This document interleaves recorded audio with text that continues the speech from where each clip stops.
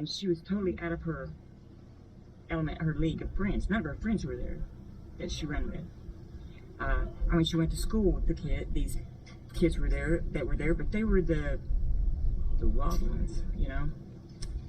And that wasn't her, they weren't her type. Mona has already raised a lot of questions for me. First, what happened to Janie's shirt? Ron insisted that she was wearing a different shirt at the crime lab than what he saw her in at the morgue in Marshall. He also saw injuries on her face and neck. So why didn't the coroner suggest an autopsy immediately? As an investigator, I know that every suspicious death in 150 meters, turn left onto unedited should be treated as a homicide until it can be proven otherwise. And why was Janie at the party in the first place? According to her family, it seemed out of character. She wasn't part of the crowd at the party that night. Turn left onto unedited. Can you just tell us a little bit about what she was like, what her life was like at that time? She had her crowd. You know, everybody does. They have their little groups. And hers was more like the goody two-shoe for us, you know, more so, you know. Not in the ones those girls. These in 300 meters, turn left. People at this part were the snobs, the preppies, you know. Ever seen Romeo and Michelle's high school reunion? This is Crystal, Janie's sister. Well, my sister was like the B group, and the other girls were the A group, and that's kind of like how they treated her. She did a job of Yeah, she worked. Turn left. And she was smart, made good grades. Everybody that knew her, unless they were in the A group, loved her. She really was. Jenny was a wonderful person, and I mean, she just was Continue for 9 kilometers. for the underdog. She always worked, and she would spend her money on other people. She really would. If there was somebody poorer than we were, she'd go out of her way to make sure that they had something. Yeah, Crystal told Janie this story about a little girl in her grade who said all she wanted for Christmas. She was afraid of her. Oh, she didn't never had a Barbie doll. And Crystal told Janie, and Janie said, Crystal, you got a new Barbie doll, and you got Barbie dolls, plenty of Barbie dolls. And she said you could give her your new Barbie doll. And Crystal was like, and Janie relented, you know, said, okay. So Janie bought balloons, you know, for the little girl, because it was Valentine's Day. So she bought her balloons, and Crystal contributed the new Barbie doll, and had it put in the bag, and then Crystal had it sent by the flower shop to the little girl in her classroom. Yeah, she didn't do that, actually. That's the way she was. So Yeah. She just always did things like that.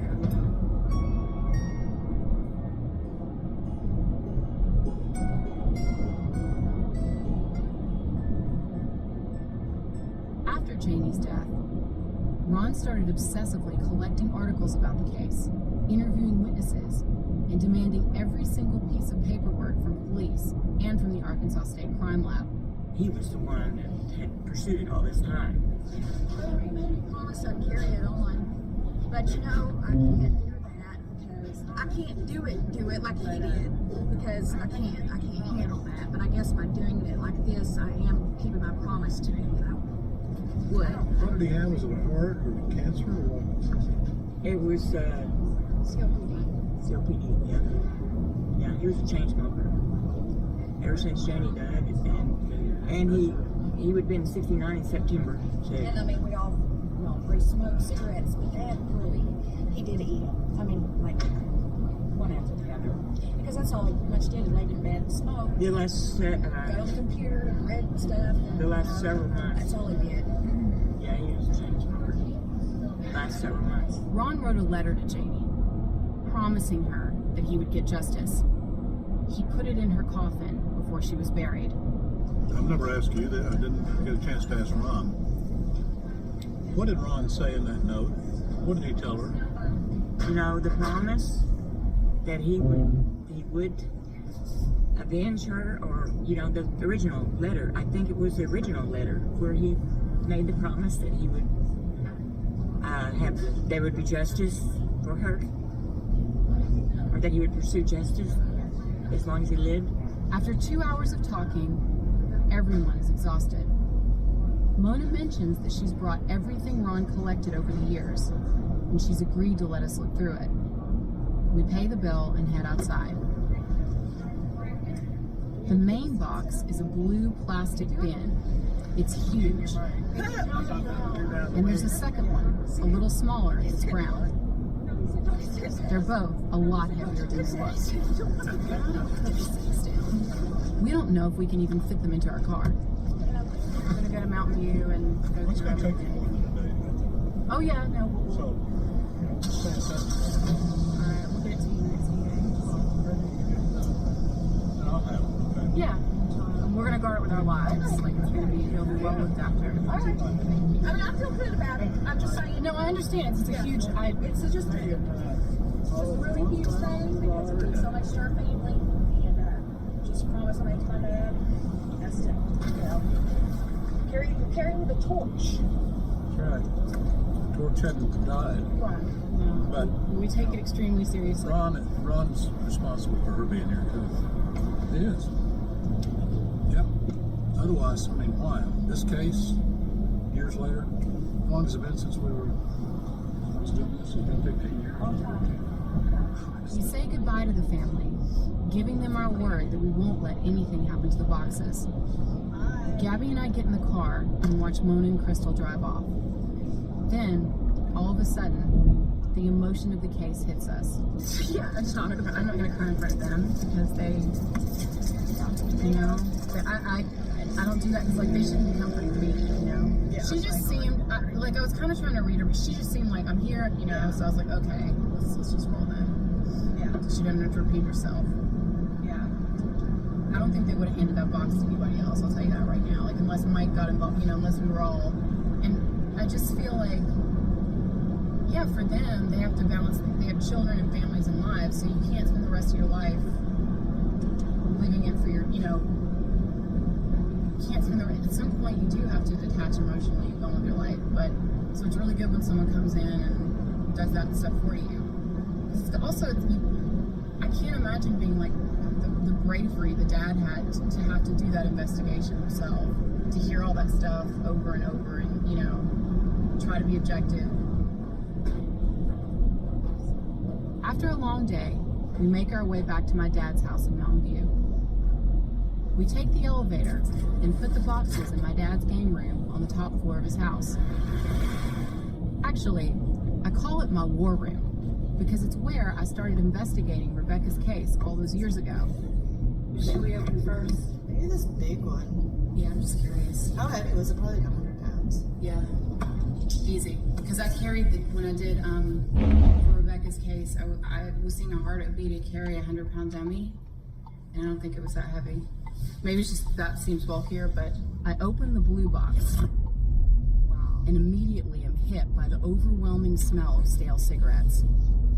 I close my eyes and I can almost see Ron chain smoking late at night, obsessing, making notes, circling, highlighting, trying anything to get answers.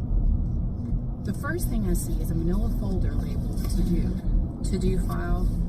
You love this. Wow. This is information on just like press clippings, some emails with Mike. This looks like an autopsy. There are more folders and binders full of documents like transcribed interviews with witnesses, police notes, letters from Arkansas citizens interested in the case, and old newspaper clippings about Janie.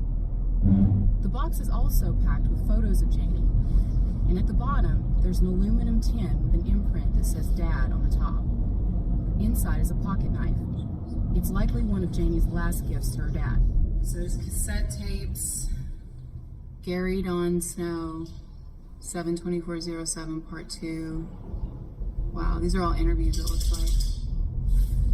What are they on, HG? How are we gonna watch that? These boxes are like a time capsule. There are multiple types of media, DVDs, CDs, VHSs, and cassettes. We also find dozens of microcassettes. Fortunately, Ron's left behind his recorder. It's beaten up and dented, but when I press play on another cassette, it works. And the war room is filled with Ron's deep, booming voice. Okay, now, when I went and saw my daughter up there in the morgue, she had on a white pinstripe shirt. She lying there with her head turned like this, on the fluorescent light on the table, and there was a light blue jacket laying beside her.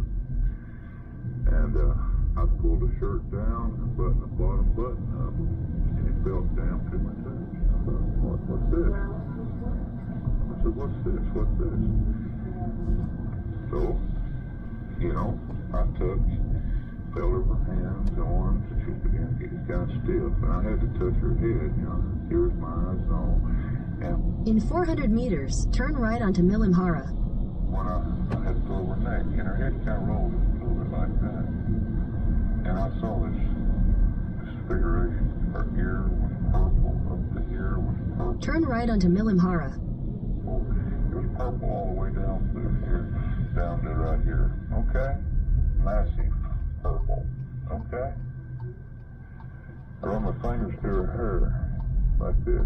Head south toward Milimhara, then turn right onto Milimhara. Continue for 6 kilometers. Took it from the house. It was like sand and flakes. You're back online. You are on the fastest route. You should reach your destination by 1617. This was a fine sand also. You know, it was fine. It was, her hair was stiff. You know, it started coming off on this flat table. And one of her ears was half like full of something. And it was on her face. And I thought, wow, you know. And then I was told to go off this course. Well, I wondered how the hell did she get this huge bruise here? And her ear is like, you know, this purple, really. I mean, it was coming out, okay?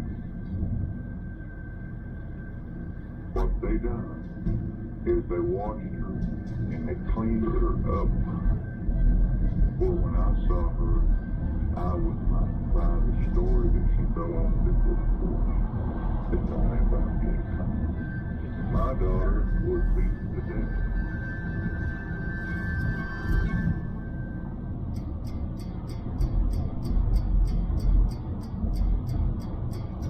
We find the Arkansas State Police's 6,000-page case file on a disc. On it are Janie's autopsy photos. Autopsy photos after a person has been dug up are extremely graphic and disturbing. I can't imagine a grieving father having to look through these. The original autopsy concluded that she died of an upper spinal cord and neck injury. I found myself asking the same question Ron did. How could a healthy 16-year-old girl fall off a short 9 3/4 inch tall step and die? What really happened at that party? We'll be right back. GPS signal lost.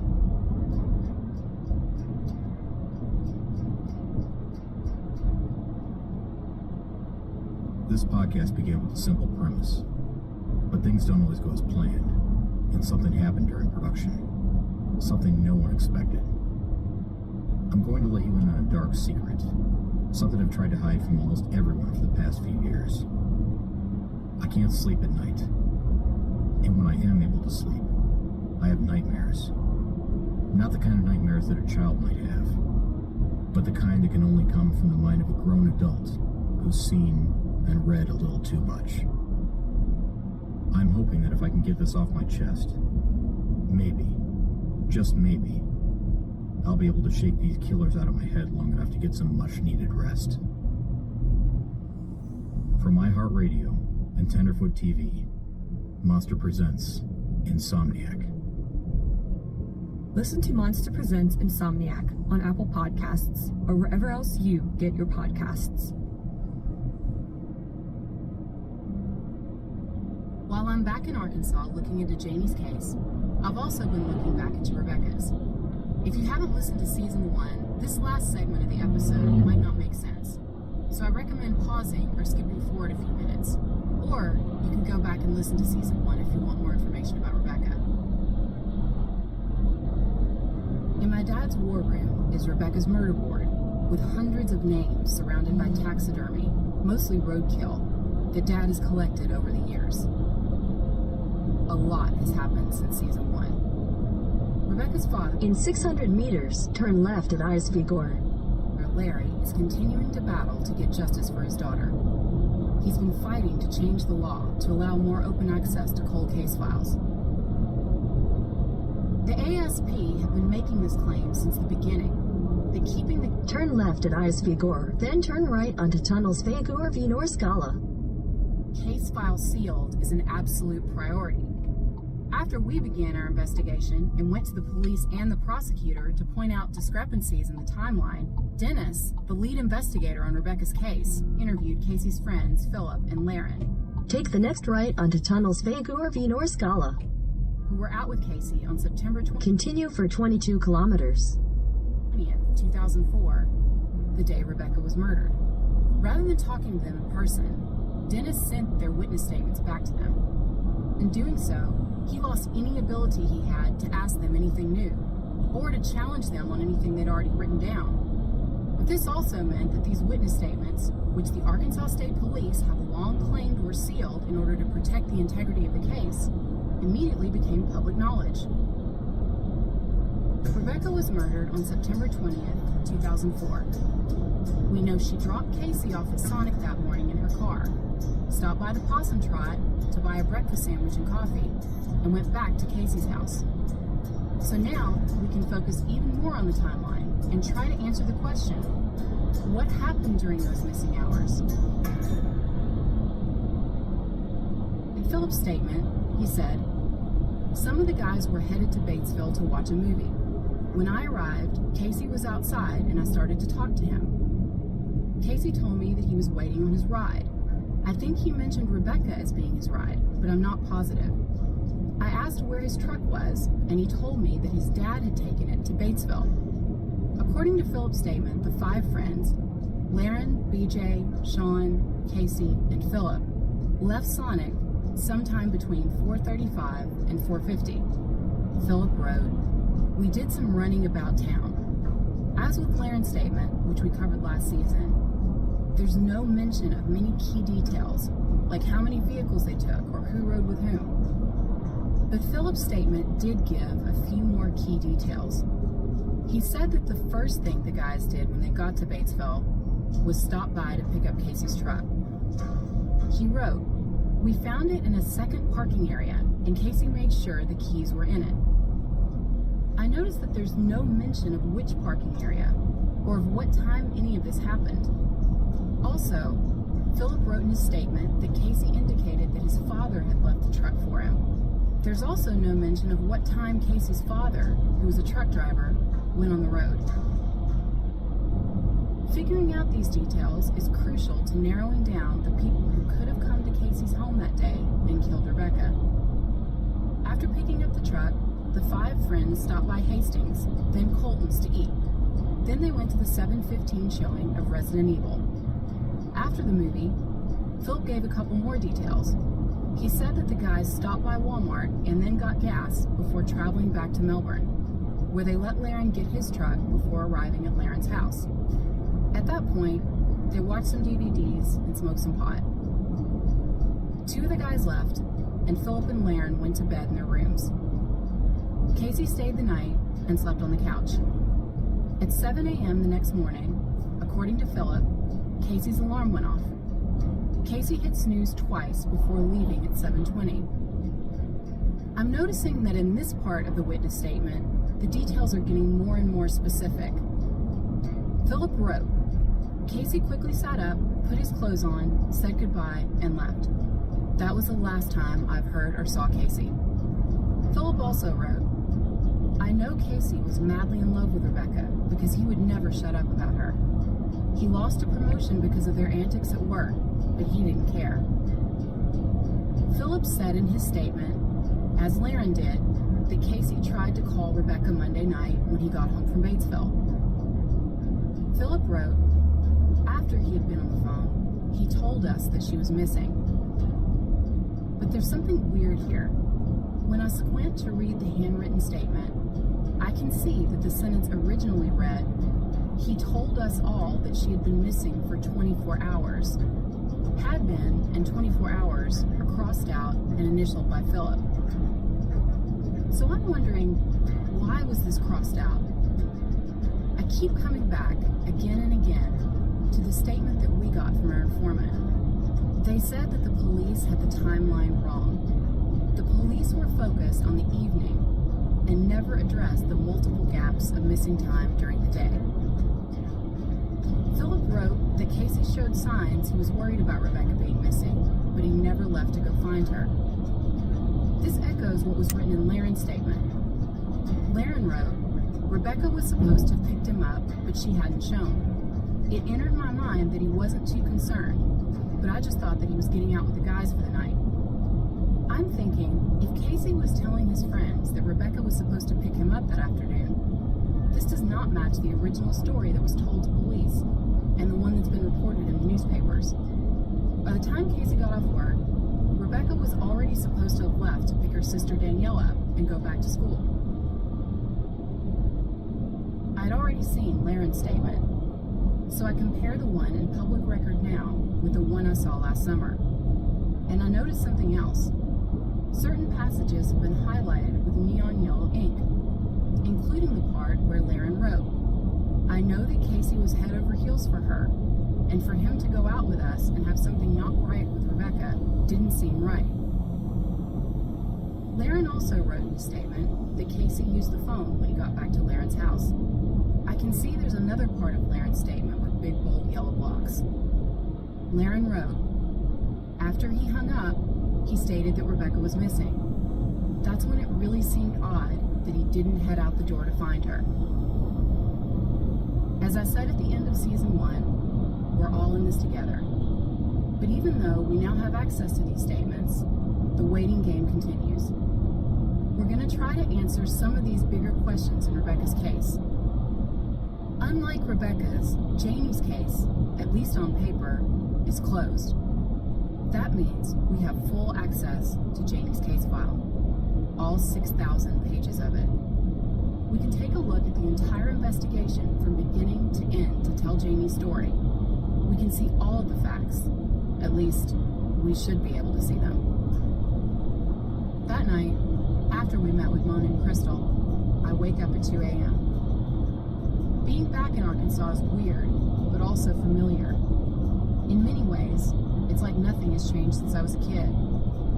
Around here, things happen slowly, and big things are measured in geologic time. That's what geology is, the study of pressure and time. We don't notice the tiny changes every day as rain slides over stone, but over time, this is how mountains are formed and rivers change course. This theory applies to cold cases too. New DNA is found, witnesses come forward, journalists knock on a lot of wrong doors before actually getting to the right people who can break the case. Years, sometimes decades later, killers are finally arrested. With enough pressure and time, anything can happen. And there is no statute of limitations on murder. I'm Catherine Townsend, and this is Hell and Gone.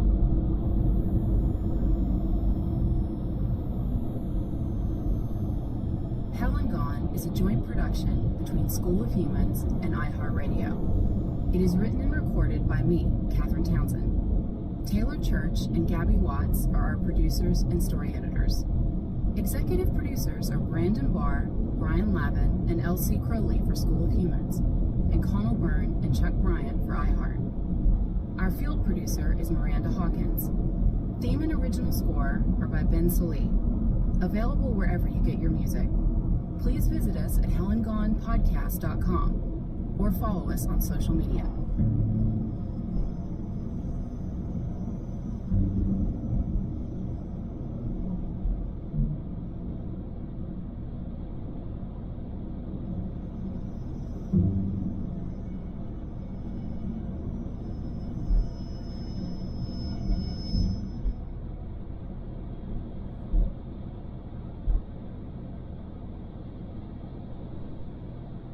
And we're back at the Ron Burgundy Podcast, Season 2, baby. When do you brush your teeth? Well, when do I brush my teeth? Yeah. When everyone else does, on holidays. And sometimes I forget, I'm not perfect. Doesn't the smell of your breath bother you? You mean the smell of rare steak and aged whiskey? No, Carolina, that doesn't bother me. Listen to the Ron Burgundy Podcast on Apple Podcasts or on the iHeartRadio app or wherever you find your podcasts.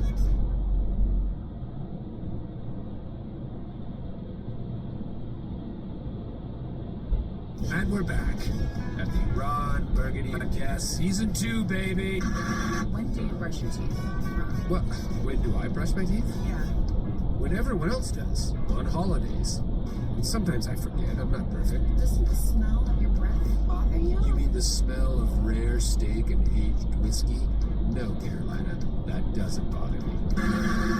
Listen to the Ron Burgundy Podcast on Apple Podcasts or on the iHeartRadio app or wherever you find your podcasts.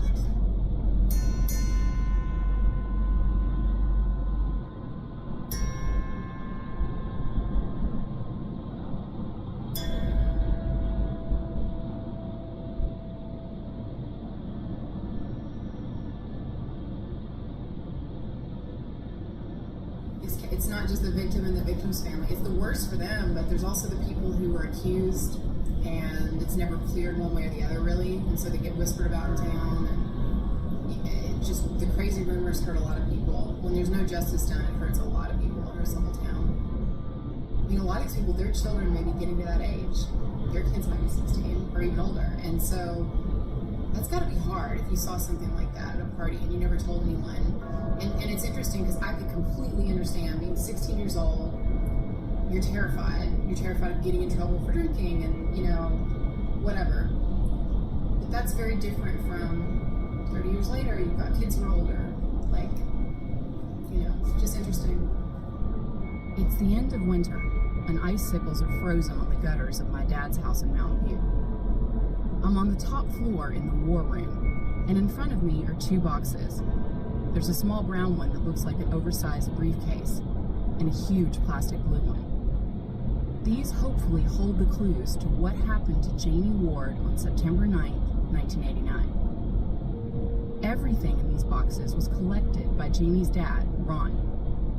He died last summer, but I feel like I've been talking to him every single day.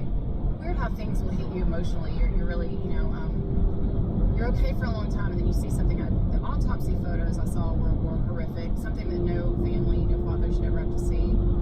And then you'd see things like all of Ron's correspondence with his attorney and with the state.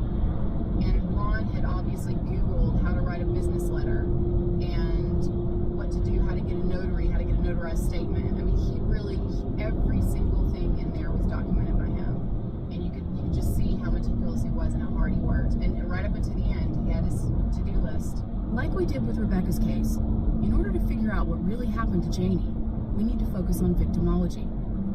We have to try to reconstruct what was going on in her life in the days and the hours leading up to her death. What really happened at that party? And 30 years later, why don't we know the truth about how Janie died? I'm Catherine Townsend, and this is Hell and Gone.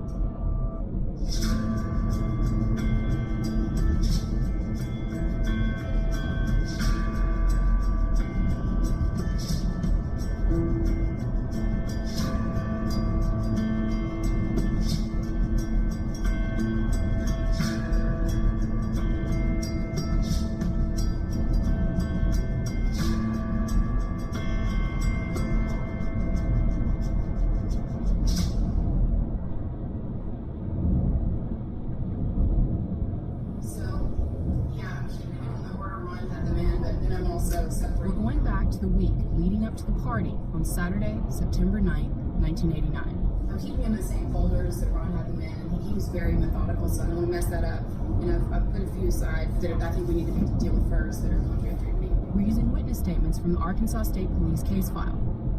The ASP took charge of Janie's case at the request of Searcy County Sheriff Kent Griggs. The sheriff had a history with Ron, and he wanted to avoid any suggestion of impropriety. Arkansas State Police investigator Bill Beach got the call. He drove to Marshall and started his investigation. And there are also contradictory things about where Janie was. They call her Olivia in a lot of the statements because her name's Olivia Jane. But, I mean, most of these witness statements spend more time talking about the kegs and who collected money at school during the party and who was playing the party. By that Wednesday, everyone in the junior class at Marshall High School is buzzing about a party. It's being thrown by one of Janie's cousins, Jamie Ward.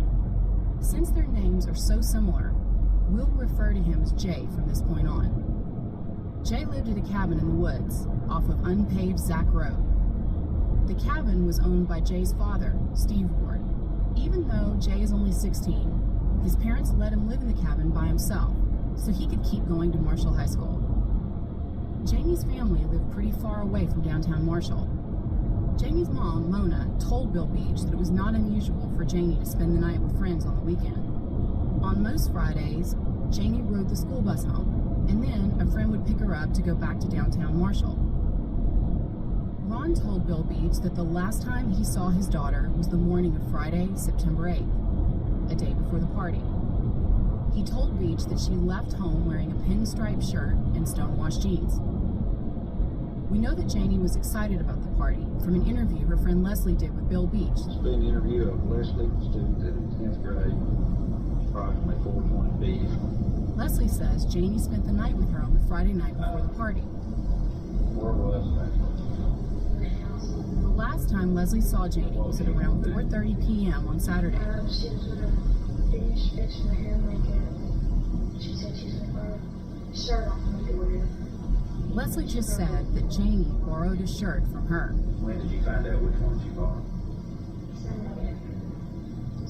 After that? She tells Beach that she discovered her missing shirt the day after Janie died, when she went through her drawer to see which one of her shirts was missing. It was her Def Leppard one. So we know where the shirt came from, but we still don't know how she could have been wearing one shirt at the funeral home in Marshall and then a different one at the crime lab in Little Rock. Leslie also says Janie told her she was going to stash her clothes at the pool hall so that she could pick them up after the party. Was there anything in the time that she spent with you, Leslie, or the same thing bothering her? Anything that she was concerned about? Nothing as far as, well, she was kind of worried because around the financial trouble, but nothing like she went into it. In 500 meters, at the roundabout, continue straight onto Frammy Idol. While Janie's at Leslie's house fixing her hair, Jay is at his house, getting ready for the party. He's setting up kegs on the front porch. He's also preparing the PGA punch, which stands for pure grain alcohol. He'd taken up money at school and had collected around $150. Following will be a sworn statement of Jamie Ward, Y male 17. Is that right? When was the alcohol purchased for the party? Value. In my opinion. I don't know who ain't got it. Jamie. I could not say that. Well, you're under oath. You're not a suspect. Jay is reluctant to share who bought the alcohol for the kids at the party. But Beach has already discovered it was 22-year-old Gary Don. Did you go with Gary Snow to the big thing? Gary Don is a graduate of Marshall High School and is still friendly with the students there. I told you when we started that I talked to a lot of people since I talked to you first. I told you when we started. I'll tell you here again, bring him up. And we're not here to point fingers. We're not going to say somebody specifically caused Jane's death. But that we do have to have the truth. Because these are unanswered questions that we can't leave unanswered to close out this investigation. Searcy is a dry county, so to get the booze, Jay drives with Gary Don the 30 minutes to the Junction liquor store in Big Flat, which sits right on the border of Searcy and wet Baxter County. Everclear, which is what the kids at the party Janie attended were drinking, is 190 proof. That's 95% alcohol content, making it one of the purest and most potent alcoholic beverages available. And Jay tells police that along with the punch, he added fruit pieces soaked in rubbing alcohol to make it extra strong. I remember my high school chemistry teacher lecturing about the dangers of grain alcohol. He took a styrofoam cup. This is what grain alcohol does to your stomach, he would tell us. And when he poured the alcohol into the cup, the styrofoam bottom melted instantly. I can't remember what chemical reaction caused the cup to melt, but I can remember that, far from being deterred by the potential danger, the kids in my class had the opposite reaction. Strong plus cheap equals maximum buzz for minimum cost.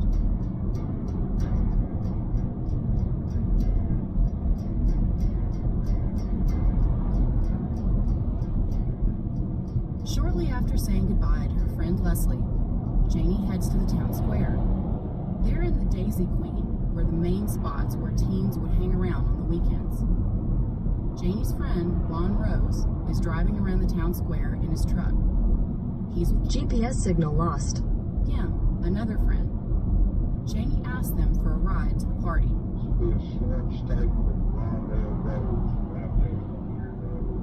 This is Ron Rose, not to be confused with Janie's dad, Ron Ward. How did Olivia act when you first talked to her up there? Pretty good. She was talking. We were happy. Do you remember anything in particular that she talked about when we got to the park?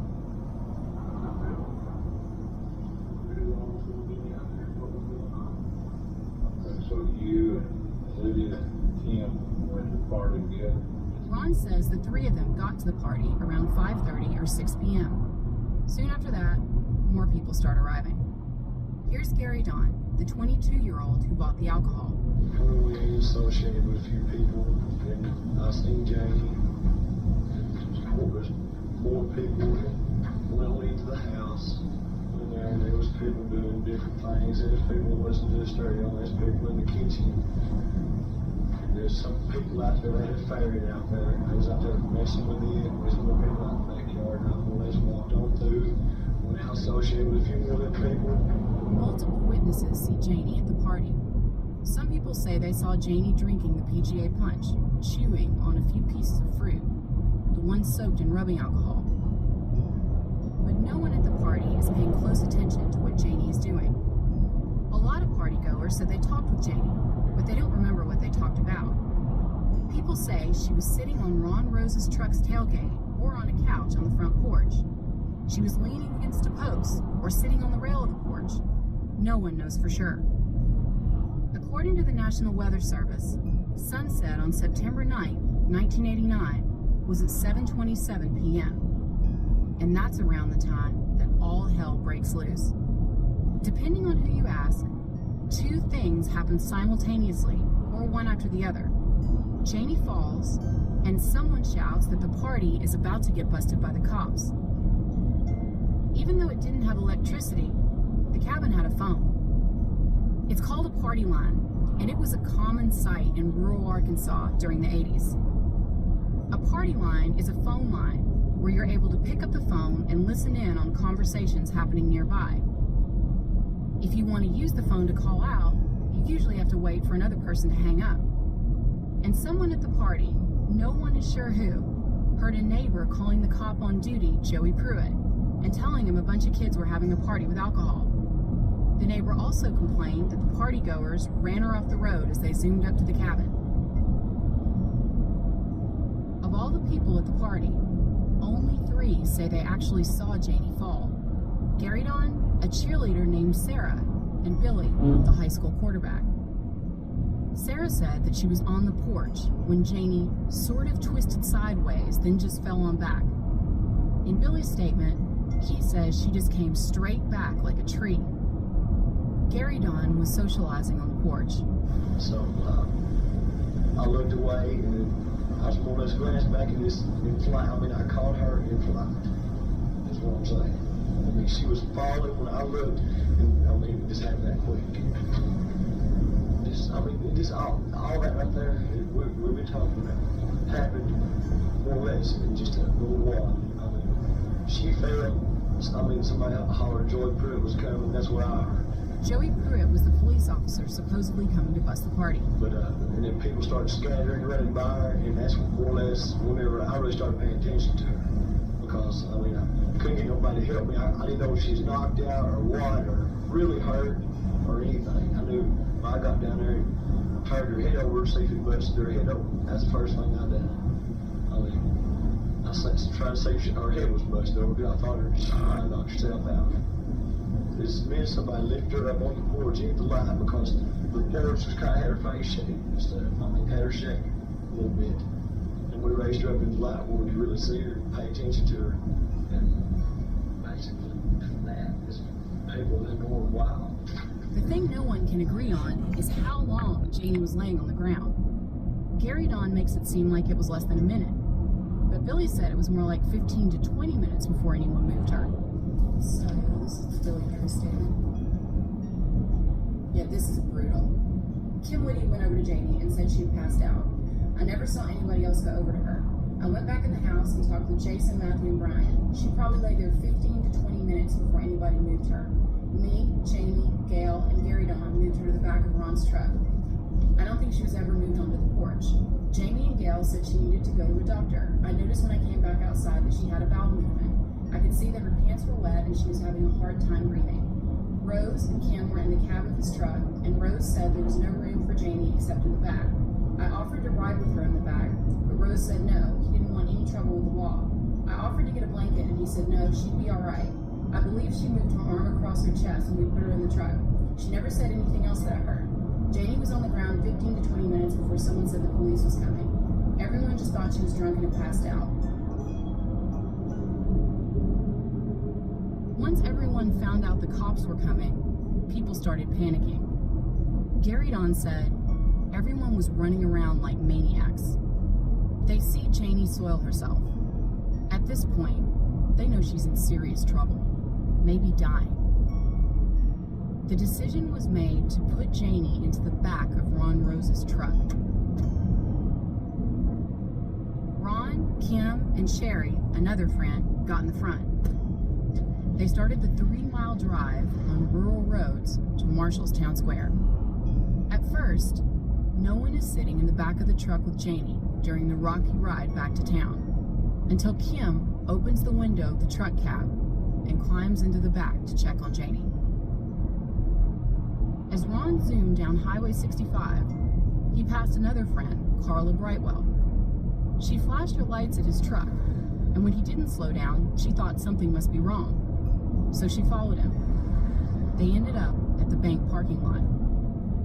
At this point, Carla said Ron and the girls were arguing about whether Janie was just passed out and whether or not they should take her home. I heard somebody say she's cold, and Dougie went and got a jacket out of somebody's car and put over Janie. And someone said I haven't seen her move since she fell off the porch. And I kind of thought right then, she fell off the porch and she hasn't moved. All these things were running through my head. So Pam and I went over to her and we were trying to feel for her pulse, because, from what it sounded like, felt once I felt she was going to have. That's exactly what I thought. Carla took control. She told Beach that she felt for a pulse and thought she might have found one, but she since decided that what she felt was her own pulse. She picked up Janie's arm. It felt cold. I knew enough to go get somebody that might know what to do. I mean, if it has nurses training or something like that. But they don't train you to know what to do. You pull up in the back of the truck and there's a girl laying there and you don't know the circumstances. I didn't know what to do. Sure. And I knew to get help somebody that didn't know what they were doing. Carla had run across the street to the ambulance service to alert them of Janie's condition.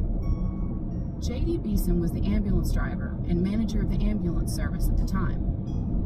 He and his wife, Kathy, a licensed LPN, arrived on the scene and would later testify that Janie was lying on her right side.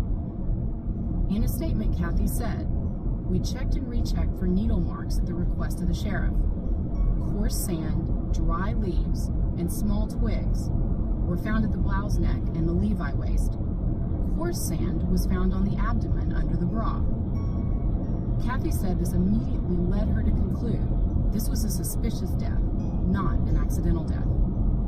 Another employee of the ambulance service stepped in. He stated that he noticed something else, a strong odor of alcohol on Janie. That's odd, because it doesn't match witness statements at the party who said that she wasn't drinking heavily. One of the paramedics who examined Janie remembers seeing a black Def Leppard t-shirt over a white pinstripe shirt. She remembers having to unbutton and roll up the shirt in order to get to Janie's body. Meanwhile, many of the kids who had left the party congregated at the Daisy Queen. All of them were talking about what happened to Janie. A lot of them came to the bank parking lot, where a huge crowd gathered around Janie's lifeless body. By this point, half the town is there. It even makes the evening news, but her parents, Ron and Mona, still have no idea what has happened to their daughter. Janie is pronounced dead at 8:45 p.m. We'll be right back.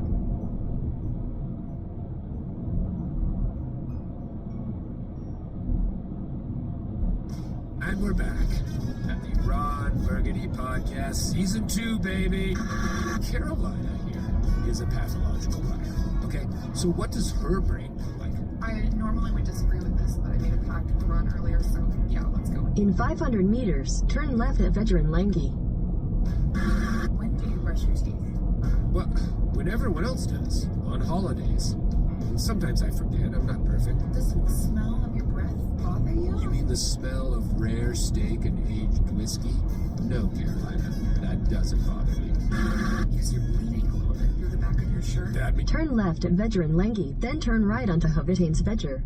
it was a good waxing. They got the entire hair follicle. If you say so. I know so. Ron, how long has it been bleeding? It's been bleeding all night long. Okay, you shouldn't go cheap on waxing. I had to throw my sheets out. This is Ron Burgundy. Until next time, don't use public restrooms. Listen to the Ron Burgundy Podcast on Apple Podcasts or on the iHeartRadio app or wherever you find your podcasts. Turn right onto Havitains Veger, Route 10.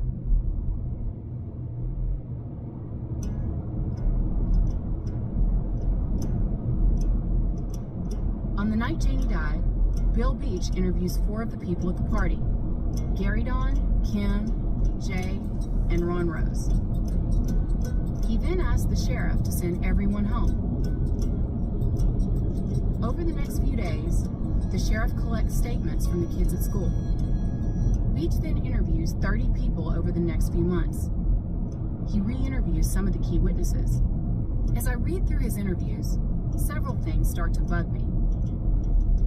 A lot of the statements collected from people at the party are incredibly short and don't provide much detail. And they spend half the time talking about who provided the booze for the party.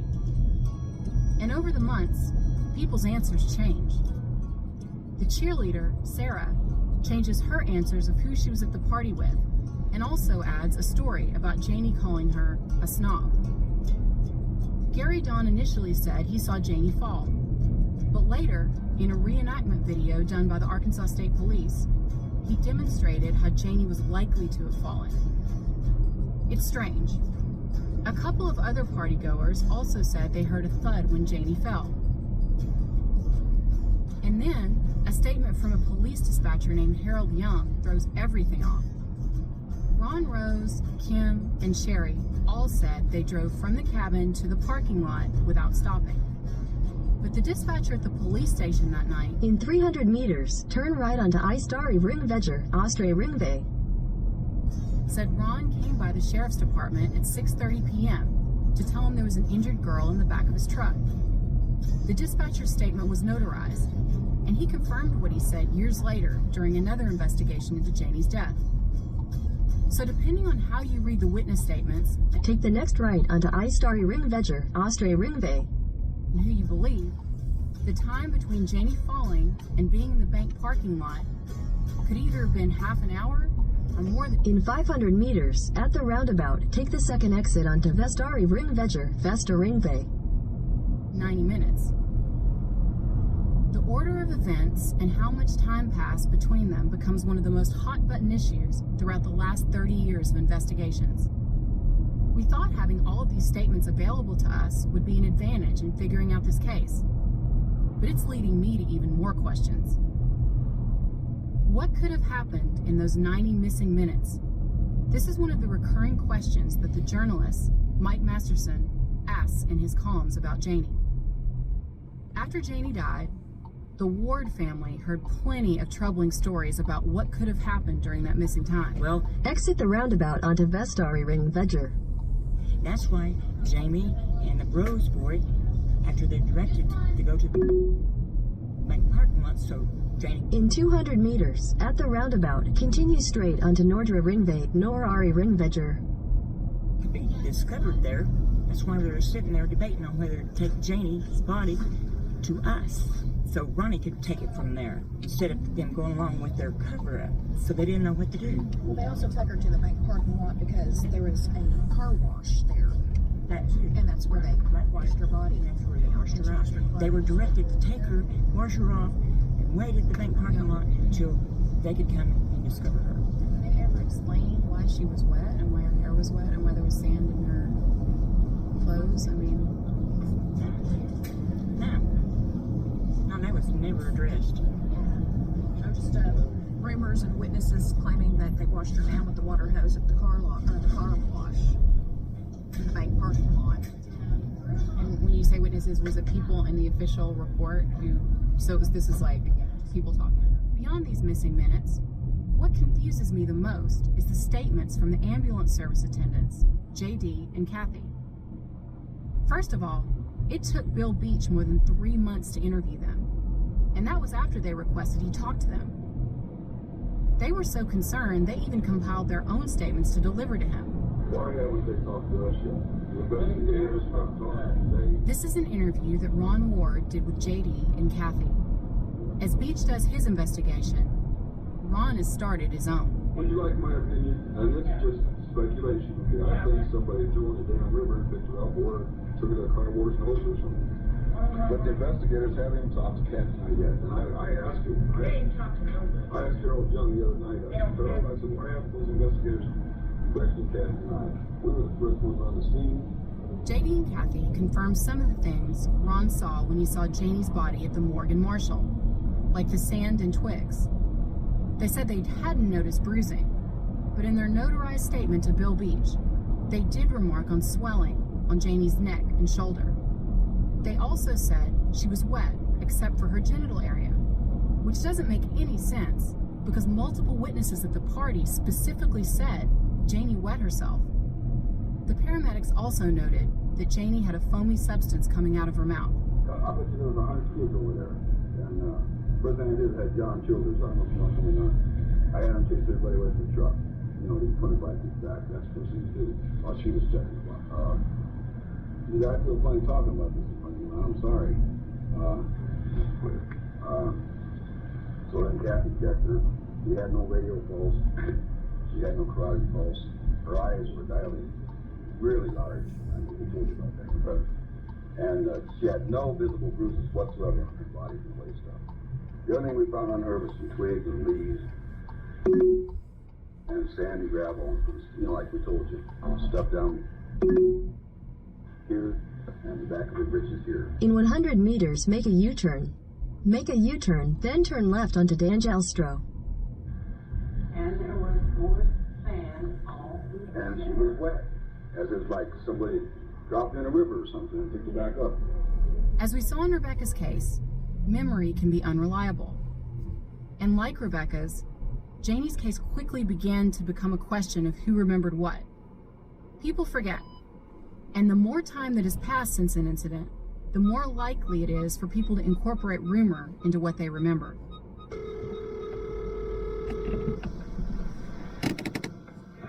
This is a phone call between Ron Ward and Bill Beach.